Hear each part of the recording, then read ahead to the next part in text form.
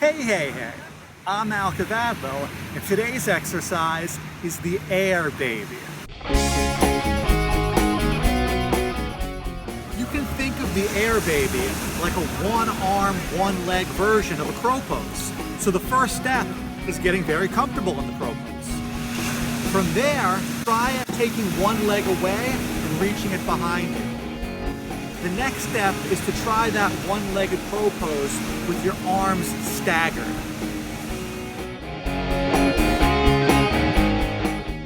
After that, you can work towards slowly taking weight away from your secondary arm until one day it floats right up. Remember to think about crunching from your obliques and keeping your extended leg tight. I'm Al Cavadlo, and we're working out.